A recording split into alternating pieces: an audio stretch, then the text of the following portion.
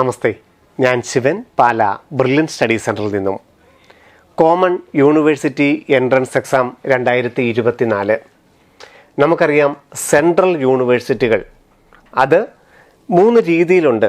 അതായത് ഒന്ന് സെൻട്രൽ യൂണിവേഴ്സിറ്റിയിലെ നമുക്ക് ഡൽഹി, ഹൈദരാബാദ്, പോണ്ടിച്ചേരി, തമിഴ്നാട്, കേരളത്തിൽ കാസർഗോഡുള്ളത്, അതുപോലെ കർണാടക, അങ്ങനെ പല യൂണിവേഴ്സിറ്റികൾ. സ്റ്റേറ്റ് യൂണിവേഴ്സിറ്റികളുണ്ട്, അതുപോലെ ഡീംഡ് യൂണിവേഴ്സിറ്റികളുണ്ട്. അങ്ങനെ തിരഞ്ഞെടുത്ത ഏതാണ്ട് 250ഓളം യൂണിവേഴ്സിറ്റികളാണ് കോമൺ യൂണിവേഴ്സിറ്റി എൻട്രൻസ് എക്സാമിൻ്റെ റാങ്കിൽ നിന്ന് ഡിഗ്രി പ്രവേശനം എടുക്കാനുള്ള സാധ്യത. എന്നാൽ കുറച്ച് യൂണിവേഴ്സിറ്റികൾ മാത്രമേ ഇതുവരെ സെൻട്രൽ യൂണിവേഴ്സിറ്റിയുടെ വെബ്സൈറ്റിൽ അപ്ഡേറ്റ് ചെയ്തിട്ടുള്ളൂ. അത് ഓരോ ദിവസവും പുതിയ പുതിയ യൂണിവേഴ്സിറ്റികൾ അതിനകത്ത് അപ്ഡേറ്റ് ചെയ്തുകൊണ്ടിരിക്കുകയാണ്. അതുപോലെ തന്നെ ICAR agriculture university, Indian university of അഗ്രികൾച്ചറിൻ്റെ കീഴിലുള്ള BSc agriculture, sericulture, horticulture, biotechnology, agriculture engineering, fisheries, forestry അങ്ങനെയുള്ള പ്രവേശനത്തിനും നമുക്കറിയാം CUETയുടെ ഫിസിക്സ്, കെമിസ്ട്രി, ബയോളജി അല്ലെങ്കിൽ ഫിസിക്സ്, കെമിസ്ട്രി, മാത്തമാറ്റിക്സ് ആണ് ഉപയോഗിക്കുന്നത്. അങ്ങനെ ഏതാണ്ട് 3.5 ലക്ഷത്തോളം ഡിഗ്രി സീറ്റുകളിൽ പ്രവേശനമാണ് നമുക്ക് CUET വഴി ലഭിക്കുന്നത്. അതിൽ 42ഓളം സെൻട്രൽ യൂണിവേഴ്സിറ്റികളിലാണ് ഏറ്റവും ഫീസ് കുറഞ്ഞ ചെലവിൽ നമുക്ക് ഫിസിക്സ്, കെമിസ്ട്രി, ബയോളജി അല്ലെങ്കിൽ ഇംഗ്ലീഷ്, അതല്ലെങ്കിൽ ഏതെങ്കിലും ഒരു ലാംഗ്വേജ്, അങ്ങനെ വിവിധ സബ്ജക്റ്റുകൾ ഓരോ കുട്ടികൾക്കും ഏതൊക്കെ അഭിരുചികളാണോ അതിൽ ആ അഭിരുചിക്കനുസരിച്ചുള്ള കോഴ്സുകളിൽ സൈക്കോളജിയോ ഏത് രീതിയിലുള്ള കോഴ്സുകളിലും പ്രവേശനം ലഭിക്കുന്നതാണ് കോമൺ യൂണിവേഴ്സിറ്റി എൻട്രൻസ് എക്സാം. അപ്പം നമുക്ക് കോമൺ യൂണിവേഴ്സിറ്റി എൻട്രൻസ് എക്സാമിന് അപ്ലൈ ചെയ്യുമ്പോൾ ആദ്യം അറിഞ്ഞിരിക്കേണ്ടതും അതുതന്നെയാണ്. ഏത് യൂണിവേഴ്സിറ്റിയിലായിരിക്കണം നമുക്ക് പ്രവേശനം നേടേണ്ടത്, അവിടെയുള്ള കോഴ്സുകൾ, ആ കോഴ്സുകൾക്ക് ഏത് പരീക്ഷയാണ് എഴുതേണ്ടത് എന്നുള്ളതിനെക്കുറിച്ച് അറിഞ്ഞെങ്കിൽ മാത്രമേ നമുക്ക് CUETയിൽ ഓൺലൈൻ രജിസ്ട്രേഷൻ പ്രോസസ്സിലേക്ക് കടക്കാൻ സാധിക്കുകയുള്ളൂ. ഉദാഹരണം നമ്മൾ മുമ്പ് പറഞ്ഞാണെങ്കിൽ ICAR അഗ്രികൾച്ചർ യൂണിവേഴ്സിറ്റിയിലെ BSc അഗ്രികൾച്ചറിനാണ് നമുക്ക് പ്രവേശനം വേണ്ടതെങ്കിൽ നമുക്ക് എഴുതേണ്ട പരീക്ഷ ഫിസിക്സ്, കെമിസ്ട്രി, മാത്തമാറ്റിക്സ് അല്ലെങ്കിൽ ഫിസിക്സ്, കെമിസ്ട്രി, ബയോളജിയാണ്. ഡൽഹി യൂണിവേഴ്സിറ്റിയിൽ നമുക്ക് ഫിസിക്സ് ആണ് വേണ്ടതെങ്കിൽ അവിടെ ഏത് പരീക്ഷയാണ് എഴുതേണ്ടത്, അങ്ങനെ കൃത്യമായ ഒരു അവബോധം ആദ്യം ഉണ്ടാക്കിയെടുക്കണം. CUET 2024 യൂണിവേഴ്സിറ്റികളെയും അവിടെയുള്ള കോഴ്സിനെയും നമുക്കൊന്ന് പരിചയപ്പെടാം. exams.nta.ac.in/CUET-UG എന്നുള്ളതാണ് നിങ്ങളുടെ ഉപയോഗിക്കേണ്ട വെബ്സൈറ്റ്. ഇതിനകത്ത് യൂണിവേഴ്സിറ്റീസ് ഉണ്ട്. ഈ യൂണിവേഴ്സിറ്റിയെ സെലക്ട് ചെയ്ത് കഴിഞ്ഞാൽ ഇതിനോടൊപ്പം അറ്റാച്ച് ചെയ്തിരിക്കുന്ന central university, state university, private university, deemed യൂണിവേഴ്സിറ്റികളെ നമുക്ക് കാണാനായിട്ട് സാധിക്കും. ഓരോ യൂണിവേഴ്സിറ്റികളുടെയും ലിങ്കുകളാണ് ഇത്. ഈ യൂണിവേഴ്സിറ്റിയുടെ ലിങ്കിൽ ക്ലിക്ക് ചെയ്താൽ ആ യൂണിവേഴ്സിറ്റിയിൽ അറ്റാച്ച് ചെയ്തിരിക്കുന്ന പ്രോഗ്രാമുകളും ആ പ്രോഗ്രാമിൽ ഏത് പരീക്ഷയാണ് എഴുതേണ്ടതെന്നുള്ളതും വ്യക്തമായി മനസ്സിലാക്കാനായിട്ട് സാധിക്കും. ഉദാഹരണത്തിന് യൂണിവേഴ്സിറ്റി ഓഫ് ഡൽഹി യൂണിവേഴ്സിറ്റിയുടെ കീഴിലുള്ള anthropology, biological science, botany, zoology, biomedical science, biochemistry, chemistry, physics, polymer science, computer science, electronics, instrumentation, environmental science, food technology, geology, mathematics, statistics, home science, applied physical science with computer, information technology and mathematical innovation, അതുപോലെ language Punjab, Persian, foreign ലാംഗ്വേജുകൾ French, German, philosophy, journalism, അങ്ങനെ ആ ഡൽഹി യൂണിവേഴ്സിറ്റിയുടെ കീഴിലുള്ള കോഴ്സുകളെ എല്ലാം നിങ്ങൾക്ക് ഇവിടെ കാണാനായിട്ട് സാധിക്കും. അതിനുശേഷം ആ പ്രോഗ്രാമുകളിൽ നമുക്ക് അഡ്മിഷൻ കിട്ടണമെങ്കിൽ ഏത് പരീക്ഷയാണ് എഴുതേണ്ടതെന്നുണ്ട്. 6 സബ്ജക്റ്റുകളാണ് നമുക്ക് CUET UGക്ക് ചെയ്യാൻ സാധിക്കുന്നത്. ഫിസിക്സ്, കെമിസ്ട്രി, ബയോളജി, അതിൻ്റെ കൂട്ടത്തിൽ ഏതെങ്കിലും ഒരു ലാംഗ്വേജും കൂടെ എഴുതിയാലാണ് നമുക്ക് ബയോളജിക്കൽ സയൻസിന് അഡ്മിഷൻ കിട്ടുന്നത്. നമുക്ക് ഡൽഹി യൂണിവേഴ്സിറ്റിയിൽ ബോട്ടണിയാണ് പഠിക്കേണ്ടതെന്നുണ്ടെങ്കിൽ ഡൽഹി യൂണിവേഴ്സിറ്റിയുടെ കീഴിലുള്ള കോളേജുകളിലാണ് നമുക്ക് പ്രവേശനം കിട്ടുന്നതെന്ന് അറിയാമല്ലോ അല്ലേ. അങ്ങനെ അവിടെ ബോട്ടണി പഠിക്കണമെങ്കിൽ ഫിസിക്സ്, കെമിസ്ട്രി, ബയോളജി, അതുപോലെ ഏതെങ്കിലും ഒരു ലാംഗ്വേജിലാണ് പരീക്ഷ എഴുതേണ്ടത്. അപ്പോൾ നമുക്ക് ഏതൊക്കെ യൂണിവേഴ്സിറ്റികളാണെന്നും അവിടെയുള്ള യൂണിവേഴ്സിറ്റിയിലെ പ്രോഗ്രാമിനെക്കുറിച്ചും എഴുതേണ്ട പരീക്ഷയെക്കുറിച്ചും ഏകദേശം ഒരു ധാരണ നമ്മളിൽ ഉണ്ടാവണം.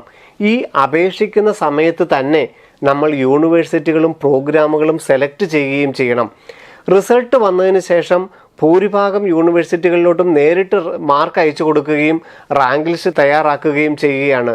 കഴിഞ്ഞ വർഷം വളരെ ചെറിയ കുറച്ച് യൂണിവേഴ്സിറ്റികൾ മാത്രമേ അതിനുശേഷം അപേക്ഷിക്കാനുള്ള അവസരം ഉണ്ടായിരുന്നുള്ളൂ. അതുകൊണ്ട് CUETക്ക് അപ്ലൈ ചെയ്യുമ്പോൾ തന്നെ നിങ്ങൾ യൂണിവേഴ്സിറ്റികൾ ആഡ് ചെയ്യേണ്ടതാണ്. എന്നാൽ ഇപ്പോൾ നമുക്കറിയാം അഗ്രികൾച്ചർ യൂണിവേഴ്സിറ്റി ലിസ്റ്റ് ചെയ്യപ്പെട്ടിട്ടില്ല, ICAR. അതുപോലെ തന്നെ പ്രധാനപ്പെട്ട പല യൂണിവേഴ്സിറ്റികളും അറ്റാച്ച് ചെയ്യാനിരിക്കുന്നതേ ഉള്ളൂ. അങ്ങനെ പുതിയതായിട്ടൊരു യൂണിവേഴ്സിറ്റി വരികയാണെങ്കിൽ ആപ്ലിക്കേഷൻ വിൻഡോ തീരുന്നതിന് മുമ്പ് തന്നെ നിങ്ങൾക്ക് അത് അപ്ലോഡ് ചെയ്യുകയും ആ യൂണിവേഴ്സിറ്റി ആഡ് ചെയ്യുകയും അവിടുത്തെ പ്രോഗ്രാമുകളിലോട്ട് സബ്ജക്റ്റുകൾ അപ്ലൈ ചെയ്യുകയും ചെയ്യാം. ഓൺലൈൻ ആപ്ലിക്കേഷൻ്റെ ഇമ്പോർട്ടൻറ്റ് ഡേറ്റ്സ് ഫെബ്രുവരി 27 മുതൽ മാർച്ച് 26 വരെയാണ് CUETക്ക് ഓൺലൈനായി അപേക്ഷിക്കാനുള്ള സമയം. അതിൽ നമുക്ക് ഏതെങ്കിലും അപ്ലൈ ചെയ്യുമ്പോൾ കറക്ഷൻ വന്നിട്ടുണ്ടെങ്കിൽ മാർച്ച് 28, 29 തീയതികളിൽ നമുക്ക് കറക്റ്റ് ചെയ്യുകയും എക്സാം നമുക്കറിയാം ഓഫ്ലൈനായിട്ടും ഓൺലൈനായിട്ടും ഈ വർഷമുണ്ട്. ഒരു എക്സാം തന്നെ, ഒരു സബ്ജക്റ്റിൻ്റെ എക്സാം ഓൺലൈനായിട്ടും ഓഫ്ലൈനായിട്ടും അല്ല, കൂടുതൽ പേർ അപ്ലൈ ചെയ്യുന്ന പരീക്ഷ പല ഷിഫ്റ്റുകളായിട്ട് എഴുതുമ്പോൾ റിസൾട്ട് അനൗൺസ് ചെയ്യാൻ ധാരാളം സമയമെടുക്കുന്നതിനാൽ കൂടുതൽ 2 ലക്ഷം പേരിലൊക്കെ കൂടുതൽ അപ്ലൈ ചെയ്യുന്ന സബ്ജക്റ്റുകൾ ഒരൊറ്റ ദിവസം ഓഫ്ലൈനായിട്ട് OMR ഷീറ്റിലായിരിക്കും നടത്തുന്നത്. അത് ഏതൊക്കെ സബ്ജക്റ്റ് ആണെന്നുള്ളത് മാർച്ച് മാസത്തിന് ശേഷം ഏതാണ്ട് ഏപ്രിൽ പകുതിയോടുകൂടി മാത്രമേ നമുക്കറിയാൻ സാധിക്കുകയുള്ളൂ. ആപ്ലിക്കൻസ് കുറച്ചുള്ള സബ്ജക്റ്റുകൾ ഓൺലൈനായിട്ടും കൂടുതലുള്ള സബ്ജക്റ്റുകൾ ഓഫ്ലൈനായിട്ടായിരിക്കും ഈ വർഷം CUET നടക്കുന്നത്. പരീക്ഷാ തീയതി മെയ് 15 മുതൽ മെയ് 31 വരെ ആയിരിക്കും. റിസൾട്ട് വരുന്നത് ജൂൺ 30 തീയതി ആയിരിക്കും. ജനറൽ വിഭാഗത്തിനാണെങ്കിൽ മൊത്തത്തിൽ നമുക്കറിയാം 6 സബ്ജക്റ്റുകൾ, ലാംഗ്വേജ് ഇംഗ്ലീഷ്, ഹിന്ദി അടക്കം 13 ലാംഗ്വേജുകൾ വേണേൽ നമുക്ക് സെലക്ട് ചെയ്യാം. അതിൽ നമ്മൾ മുമ്പ് കണ്ടു പല യൂണിവേഴ്സിറ്റികളിലും ഒരു ലാംഗ്വേജ് എന്താണെങ്കിലും വേണം.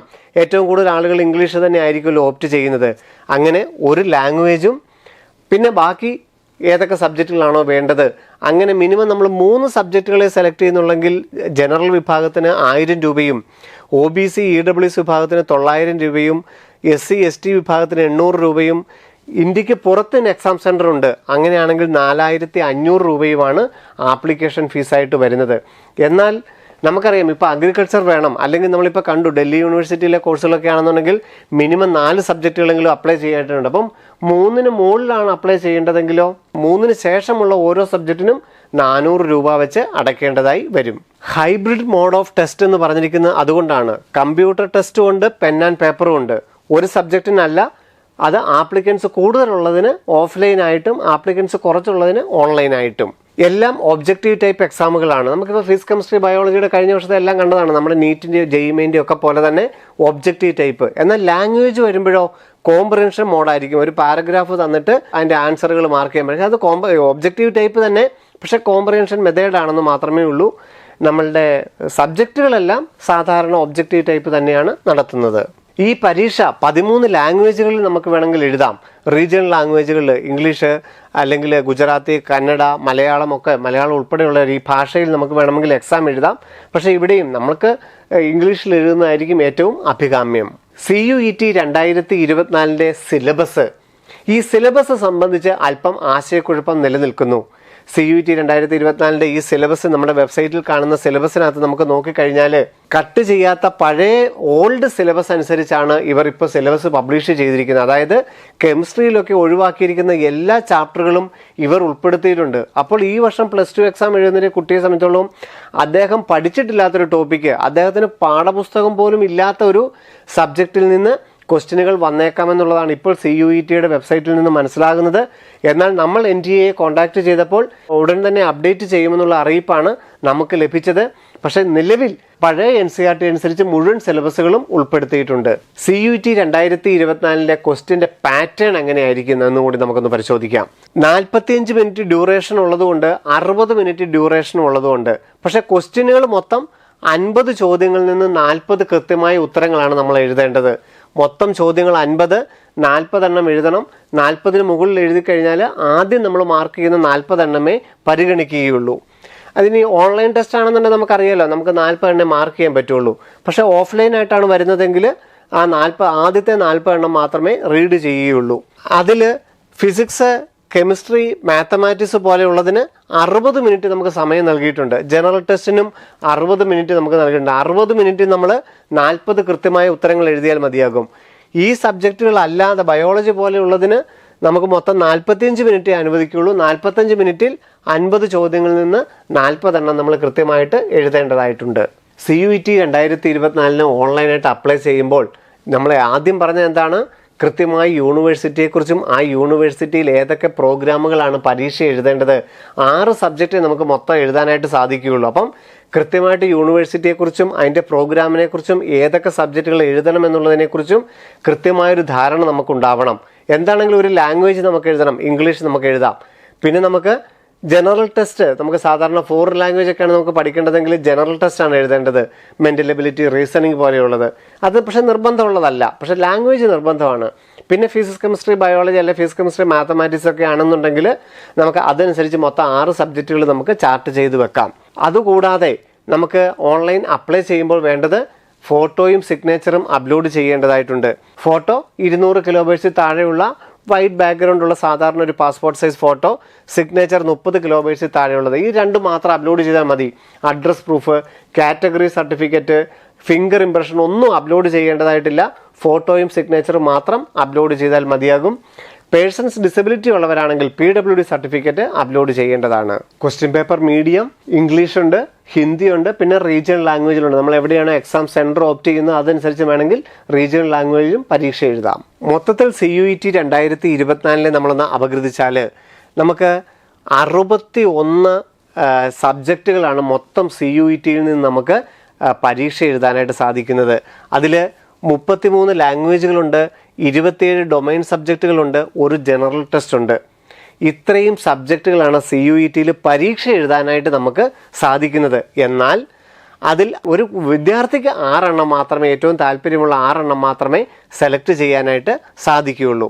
അതിനകത്ത് ജനറൽ ടെസ്റ്റും ഇംഗ്ലീഷും ഉൾപ്പെടെ നമുക്ക് 6 എണ്ണം മാത്രമേ നമുക്ക് ചൂസ് ചെയ്യാനായിട്ട് സാധിക്കുകയുള്ളൂ. പരീക്ഷ 13 ലാംഗ്വേജുകളിൽ എഴുതാം. മോഡ് ഓഫ് ടെസ്റ്റ് എന്ന് പറയുന്നത് ഹൈബ്രിഡ് മോഡ് എന്ന് പറഞ്ഞാൽ കൂടുതൽ ആപ്ലിക്കൻസ് ഉള്ളത് ഓഫ്ലൈൻ ആണെന്ന് മാത്രം ഓർത്താൽ മതിയാകും. ഫിസിക്സ്, കെമിസ്ട്രി, മാത്തമാറ്റിക്സ് പോലെയുള്ള വിഷയങ്ങൾക്ക് 60 മിനിറ്റിൽ നിന്ന് നമുക്ക് 50 ചോദ്യങ്ങളിൽ നിന്ന് 40 എണ്ണം കൃത്യമായിട്ട് എഴുതണം. അല്ലാത്ത ബയോളജി പോലെയുള്ളത് 45 മിനിറ്റ് കൊണ്ട് 50 ചോദ്യങ്ങളിൽ നിന്ന് 40 എണ്ണം എഴുതേണ്ടതായിട്ടുണ്ട്.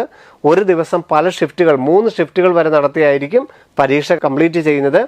ഓഫ്ലൈൻ ആണെന്നുണ്ടെങ്കിൽ ഒരൊറ്റ ദിവസം ഇന്ത്യയിലും വിദേശത്തുമായിട്ട് മുഴുവൻ കുട്ടികൾക്കും ഒരൊറ്റ ദിവസം തന്നെ ഓഫ്ലൈനായിട്ട് പരീക്ഷ നടത്തുകയും ചെയ്യും. CUETക്ക് നമുക്ക് റിസർവേഷൻ ഉണ്ട്. OBC, NCL, തഹസീൽദാരിൽ നിന്ന് കിട്ടുന്ന നോൺ ക്രിമിനൽ സർട്ടിഫിക്കറ്റ് ഹാജരാക്കുകയാണെങ്കിൽ OBC ആയിട്ട് പരിഗണിക്കും. തഹസീൽദാരിൽ നിന്ന് EW സർട്ടിഫിക്കറ്റ് കിട്ടുകയാണെങ്കിൽ EWS ആയിട്ട് പരിഗണിക്കും. SC, ST റിസർവേഷൻ, PWD വിഭാഗം 40% മുകളിൽ ഡിസബിലിറ്റി ഉണ്ടെങ്കിൽ PWD ആയിട്ട് നമ്മളെ പരിഗണിക്കും. റിസർവേഷൻ സെൻട്രൽ പർപ്പസ് അനുസരിച്ചുള്ള റിസർവേഷൻ ആയിരിക്കും CUETക്ക് ബാധകം. 61 സബ്ജക്റ്റുകളാണ് മൊത്തം CUETയിൽ ഉൾപ്പെടുത്തിയിരിക്കുന്നത് പറഞ്ഞു. അതിൽ നിന്നാണ് നമുക്ക് 6 എണ്ണം നമുക്ക് പരീക്ഷ എഴുതാനായിട്ട് സാധിക്കുന്നത്. ഏതൊക്കെയാണെന്നുള്ളത് പ്രോസ്പെക്ടസിന്റെ 45-ാമത്തെ പേജിൽ പറഞ്ഞിട്ടുണ്ട്. 33 ലാംഗ്വേജുകളും 27 ഡൊമൈൻ സബ്ജക്റ്റുകളും ഒരു ജനറൽ ടെസ്റ്റുമാണ് CUETയിൽ ഉൾപ്പെടുത്തിയിരിക്കുന്നത്. ഈ പരീക്ഷകളാണ് നമുക്ക് എഴുതാനായിട്ട് സാധിക്കുന്നത്. കേരളത്തിൽ എല്ലാ ജില്ലകളിലും എക്സാം സെൻറ്റർ ഉണ്ട്. നമ്മുടെ നീറ്റ്, JEE മെയിൻ പോലെ തന്നെ NTA എല്ലായിടത്തും തന്നെ എക്സാം സെൻറ്റർ അനുവദിച്ചിട്ടുണ്ട്. ഓൺലൈൻ ആണെങ്കിലും ഓഫ്ലൈൻ ആണെങ്കിലും. CUET 2024 ഇന്ത്യക്ക് പുറത്തുള്ള എക്സാം സെൻറ്ററുകളാണ്. നമുക്ക് നീറ്റൊക്കെ പോലെ തന്നെ അല്ലെ JEE മെയിൻ പോലെ ഇന്ത്യക്ക് പുറത്തും വിദേശത്തുള്ളവർക്കും പരീക്ഷാ സെൻറ്ററുകൾ അവരുടെ പ്രസൻറ്റ് അഡ്രസ്സ് അല്ലെ പെർമനൻറ്റ് അഡ്രസ്സ് അനുസരിച്ച് ചൂസ് ചെയ്യാവുന്നതാണ്. പക്ഷേ CUETക്ക് അപ്ലൈ ചെയ്യുമ്പോൾ ഒരഡ്രസ്സ്, പ്രസൻറ്റോ പെർമനൻറ്റോ ഏതെങ്കിലും ഒരു അഡ്രസ്സ് കൊടുക്കുന്നതിനനുസരിച്ചായിരിക്കും ഈ സെൻറ്റർ ചൂസ് ചെയ്യാൻ സാധിക്കുക. CUET 2024 3.5 ലക്ഷത്തിൽ പരം ഡിഗ്രി സീറ്റുകളാണ് കോമൺ യൂണിവേഴ്സിറ്റി എൻട്രൻസ് എക്സാമുകളിലൂടെ ഏതാണ്ട് 250ഓളം സെൻട്രൽ യൂണിവേഴ്സിറ്റികളിൽ നിങ്ങൾക്ക് പ്രവേശനത്തിന് സാധിക്കുന്നത്. അതിൽ ഏറ്റവും പ്രധാനപ്പെട്ട 42 സെൻട്രൽ യൂണിവേഴ്സിറ്റികളിലെ സീറ്റുകൾ ഡൽഹി, ഹൈദരാബാദ്, ICAR പോലെയുള്ള പ്രധാനപ്പെട്ട യൂണിവേഴ്സിറ്റികളിലെ ഡിഗ്രി പ്രവേശനവും ഇതിനോടൊപ്പം തന്നെ നടക്കും. മാർച്ച് 29 വരെയാണ് ഓൺലൈനായിട്ട് അപേക്ഷ നൽകേണ്ടത്.